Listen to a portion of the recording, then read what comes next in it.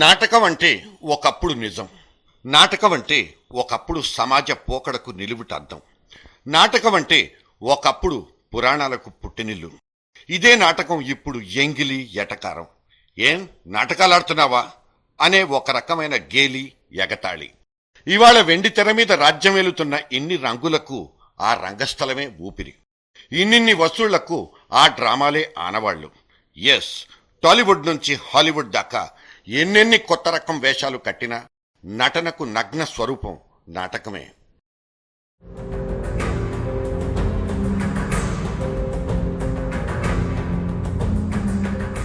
మనిషి నాగరికుడై నైపుణ్యంలో ఎదుగుదల కనిపిస్తున్న కొద్దీ వినోదంలో కొత్త పుంతల్ని వెతుక్కుంటాడు.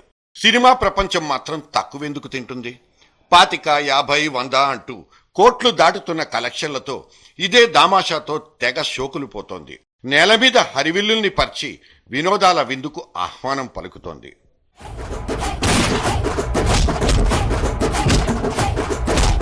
కళ్ళున్నోడు ముందు మాత్రమే చూస్తాడు, దిమాకున్నోడు దునియా మొత్తం చూస్తాడు. మనము ఆనందిస్తున్నాం, ఆస్వాదిస్తున్నాం. కానీ ఎంత ఆదమర్చినా అమ్మను మాత్రం మర్చిపోకూడదన్నది మానసిక శాస్త్రంలో ఒక మౌలిక సూత్రం. మనం చూస్తోందంతా పైపూతేనని, అసలు ముడిసరకు వేరే ఉందని మనకు తెలిసేదెప్పుడు? మేం చెప్తోంది మనమంతా ఎప్పుడో మర్చిపోయిన రంగస్థలం గురించే. 1000 కలలనైనా కళ్ల ముందు సాక్షాత్కరింపచేసే నాటకం గురించే. నాటకాన్ని మాత్రమే నమ్ముకున్న జీవితాల గురించే.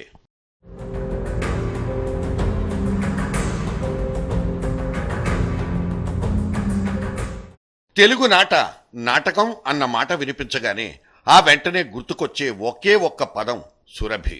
అవును, నాటకమే జీవితంగా, నటించడం ఒక్కటే ఆశగా శ్వాసగా బతుకుతున్న సురభి నాటక సమాజాన్ని ఇక్కడ గుర్తు చేసుకోవడం మన కనీస ధర్మం.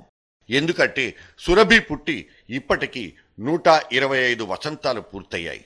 కానీ సురభి నాటక సమాజం వసంత కాలం చూసి ఎన్నో సంవత్సరాలైంది.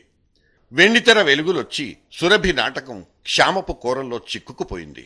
అయినా సరే బాగా బతికిన రోజుల్ని గుర్తు చేసుకుంటూ మదనపడ్డం వాళ్ల ముఖాల్లో మాత్రం కనిపించదు. కళాపోషకులు కరువైనంత మాత్రాన వీళ్లలో భావ దారిద్ర్యపు ఛాయలు అస్సలే ఉండవు. సురభి ప్రస్థానానికున్న ప్రత్యేకతలు ఈ తరానికి తెలియజేయాల్సిన అవసరం ఖచ్చితంగా ఉంది. 125 ఏళ్లకు ముందు కడప జిల్లా సురభి గ్రామంలో పురుడు పోసుకున్న ఈ నాటక సమాజం ఆ తర్వాత కాయకష్టం, మేధో పరిశ్రమలతో వటవృక్షంలా ఎదిగింది. అప్పుడే పుట్టిన బిడ్డతో సహా ఆ వంశంలో అందరూ కళాకారులే. రంగస్థలం మీద ఆడవాళ్ల పాత్రల్ని ఆడవాళ్లతోనే పోషింపచేసిన క్రెడిట్ కూడా సురభి ఖాతాలోదే. తెలుగు సినిమా తొలి నటీమణి కమలాబాయి కూడా సురభి కళా కుటుంబంలో పుట్టిందే. 50 బృందాలుగా ఏర్పడి ప్రపంచమంతా సంచరిస్తూ 50కి పైగా దేశాల్లో నాటక ప్రదర్శనలిచ్చింది సురభి సమాజం. రంగస్థలం మీద తప్పితే వాళ్లకు వేరే ఆదాయ మార్గమే లేదు. సంపాదించుకుందామన్నా వేరే వృత్తి కూడా తెలీదు. సినిమాలు, టీవీల ఒరవడికి 50 నాటక గ్రూపులు కాస్త 5కు తరిగిపోయాయి. అందులో 74 ఏళ్లకు ముందు గోవిందరావు 5వ కూతురు సుభద్రమ్మ నేతృత్వంలో మొదలైన శ్రీ వెంకటేశ్వర నాట్య మండలి ఒకటి. సుభద్రమ్మ వంశాంకురాలన్నీ కలిపి ఇప్పుడు మొత్తం 62 మంది ఈ నాట్య మండలి పోషణలో ఉండిపోయారు. 3 ఏళ్ల వయసు నుంచి కూడా మా స్టేజ్ వర్క్ చేస్తాడు పిల్లోడు, వాడు వేషం వేసుకుంటూ.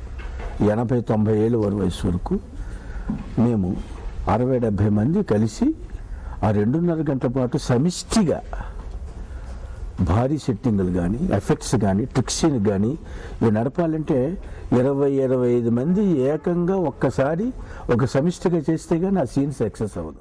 డిజిటల్ టెక్నాలజీ తెలియదు, ఆర్ట్ డైరెక్షన్లో తర్ఫీదు పొందలేదు, సంగీత నృత్య రంగాల్లో పట్టాలు పుచ్చుకోలేదు. అయినా సరే సురభి వాళ్లు వేసే నాటకం అంటే ఇప్పటికీ బోలెడంత క్రేజు. మల్టీప్లెక్స్ల సెకండ్లో కూడా నాటకాన్ని ఇంత రసాత్మకంగా పండించి వడ్డించడం సురభికి మాత్రమే చెల్లింది. ఇంత గొప్ప నైపుణ్యం వీళ్ళకి ఎలా అబ్బినట్లు? ఫస్ట్ టైం సురభి నాటకం చూసిన ప్రతి ఒక్కరూ ఇదే రకంగా ఫీల్ అవుతారు. సరే, నేను చేస్తాను, జాగ్రత్తగా చూడు. మాతా పాతాల భైరవి, నేను ఉజ్జయిని రాజకుమార్తెను ప్రేమించాను. ఆమెను వశపరుచుకోవడానికి వస్తువాహనాలు నాకు ప్రసాదించు తల్లి. ముందు మోకాలు, తర్వాత తర్వాత కళ.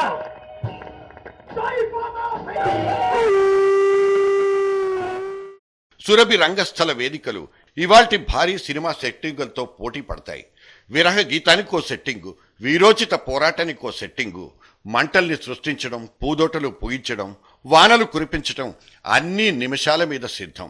అభిమన్యుడు, శశిరేఖ ఒకే సమయంలో వేర్వేరు సెట్టింగుల్లో యుగళ గీతం పాడుకోవడం సురభి రంగస్థలం మీదనే సాధ్యమయ్యేది. టోటల్గా రంగస్థలం మీద రాఘవేంద్రరావు సినిమా ఆవిష్కారం. ఇది ఖచ్చితంగా అతిశయోక్తి కాదు. మాయాబజార్, అభిమన్యుడు, ఘటోత్కచుడు నాటకం ఏదైనా సురభి వాళ్లు వేస్తేనే చూడాలనిపించేది. దేశ విదేశాల్లో పేరు ప్రఖ్యాతులు గాంచిన ఇటువంటి నాటక సమాజం ప్రపంచంలో ఇంకోటి లేనేలేదు. ఈ ఖ్యాతి ఇండియా పేరు మీదనే నిరంతరం నిలబడాలంటే దాతలు ముందుకు రావాలి. అందరి పిల్లల్లాగే వాళ్ల పిల్లలు కూడా ఇంజనీర్లు, డాక్టర్లు కావాలని వాళ్ళు కోరుకోలేదు. అంతో ఇంతో చదివిన తర్వాత సంతానాన్ని రంగస్థలానికే దత్తతకివ్వాలనుకుంటారు.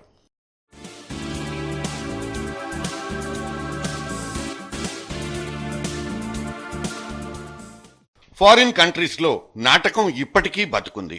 యూరోప్లో థియేటర్ ఆర్ట్ అంటే జనం పడిచేస్తారు. అందాక ఎందుకు, మన బెంగాలీ, మరాఠీ, గుజరాతీ నేల మీద నాటకం అంటే మోజు తగ్గిన దాఖలాలే లేవు.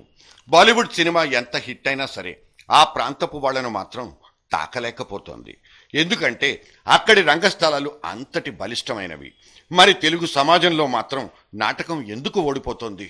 అవును, మనం అమ్మను మర్చిపోతున్నాం. కనీసం ఈ 125 వసంత ఋతువులోనైనా సురభి నాటకాన్ని తాకి చూద్దాం. చతికిలబడిపోతున్న సురభి నాటక సమాజానికి చేయూతనివ్వాలన్న సద్భావనతో తనికెళ్ల భరణి లాంటి ఔత్సాహికులు ఒక అడుగు ముందుకేశారు. జై పాతాళ భైరవి అనే 2.5 గంటల జానపద నాటకాన్ని రూపొందించి రవీంద్ర భారతిలో ఈ శని ఆదివారాల్లో ప్రదర్శనకు పెట్టబోతున్నారు.